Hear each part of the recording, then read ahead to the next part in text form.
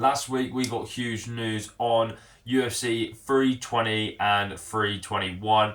I'm absolutely buzzing. These are going to be done in two separate videos. So today we're talking about 320. Now, this card is absolutely stacked. You know, we've got the three big fights.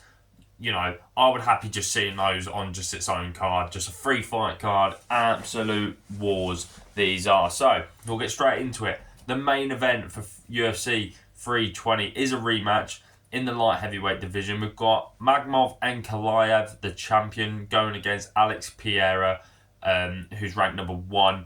And it's a rematch, you know. Magomedov Ankalaev won the belt back in March.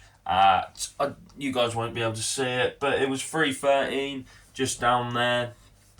It was an okay fight. It weren't amazing. To be fair, you could have given the win either way. A lot of people thought Alex won. A lot of people thought Magomedov won. I did think Magomedov Ankalaev deserved that win. I'm not being funny. In that first fight, he outstruck the striker. You know, I think there was one takedown, and that was by Alex Pereira. What's surprising, very surprising to be fair. But yeah, I think the rematch, I think Alex Pereira is definitely going to be a bit more cautious about getting backed up on the cage and just held there. There was a lot of that by Ankalaev. Hopefully, fingers crossed, Alex can get that belt back. Because as good as Magomedov Ankalaev is, he's not entertaining. He doesn't bring that factor, you know, where like a champion, I want to watch that champion because he knocks everyone out or he's so dominant. Ankalaev just so boring. He is, but he's a great champion, and he definitely should have been champion sooner than later. But there's nothing there for fans to go, whoa, he's a great champion. Like Merab Dvalishvili, we'll get onto him in a minute because he is the co-main event. But Merab used to be a boring fighter. People used to not like him, and then he's had to changed up his style a little bit, and now he taunts a lot, you know. And it gets people like, that's brilliant, that's quality, you know. Oh, we want to watch him because he's funny, he's good, he's that constant pressure, he'll take you down, taunt you, get back up, take you down again, you know. Stuff like that. Ankalaev needs to, I know he's very respectful and stuff like that, but you need to have some factor about yourself. While Alex Pereira, we don't need to talk about him. He went on an absolute tear, you know, coming into the UFC. I think he was, 3-0. Got this chance against Izzy just right here at 281. Won the middleweight title. Then defended, you can see just over here, at 287. He did lose the belt, but still, that was a great little rematch right there. Then he goes on to light heavyweight, fights Jan Blachowicz, beats him. That was a bit of a controversial fight, but beats Jan Blachowicz. Then fights Yuri Prochazka, wins the belt, you know. Then defends it against Jamal Hill at 300.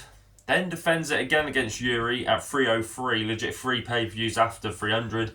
And then goes on to fight Khalil Roundtree at, it was 307.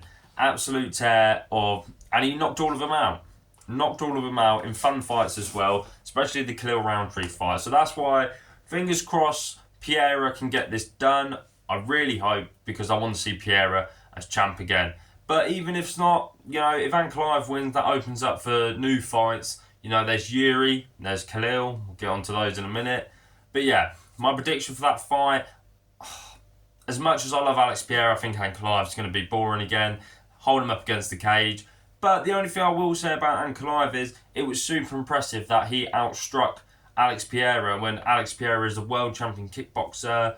You know, he's had boxing matches as well. Thought that was super impressive.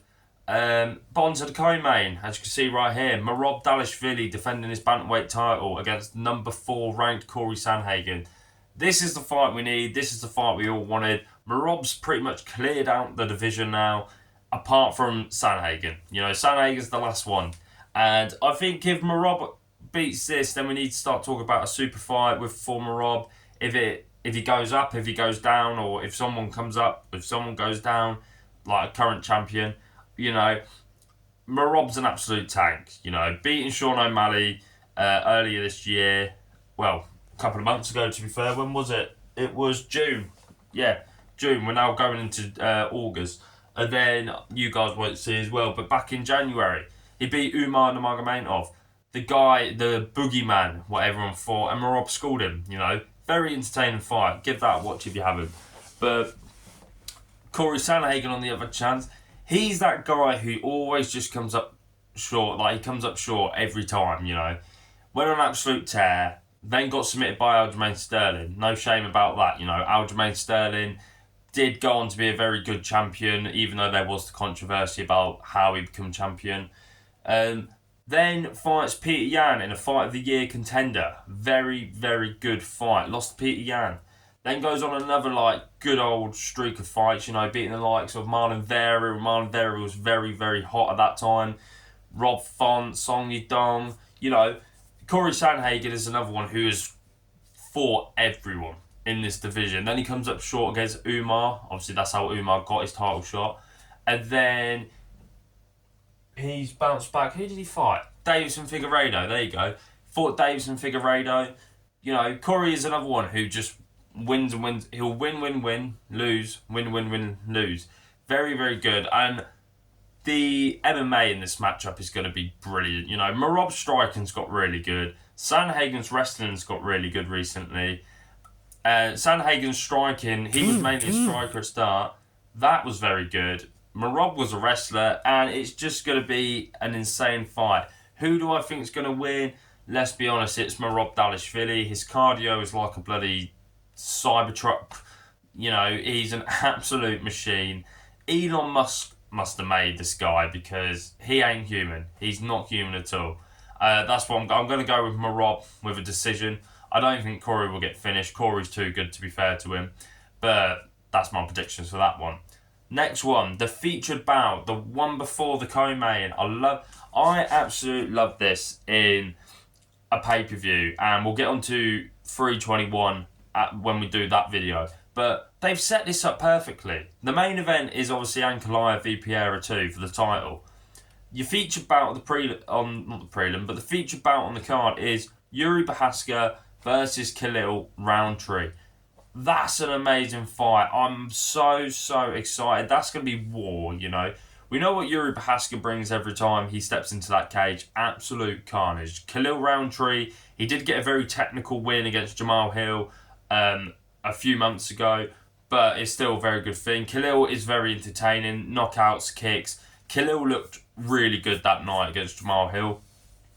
But what I'm going back to is, you've got your championship fight right there. This is your number one contender fight. So when it comes to the next time the light heavyweight title is defended, you've got it there. You've got your main event. And you can even do a co-main event against the losers. You can do winner v winner, loser v loser. I love the fact they've done this. I think Prochazka obviously got a good win against Jamal Hill. Khalil Roundtree got a good win against Jamal Hill. Let's put them against each other. Whoever wins will get a title shot, you know. This is just another thing. Allberg and Dominic Reyes got announced last night, so that's another. Them two are booked up now, so this is that fight. Prochazka v Khalil Roundtree is the number one contender fight. Who do I think is going to win this fight though? I'll be honest, I don't know. I really don't know. I think Khalil Roundtree, his power was ridiculous, his kicks are ridiculous, but then Yuri is just a march down forward guy, and I don't know how that's going to play against Khalil, because Khalil is just so good.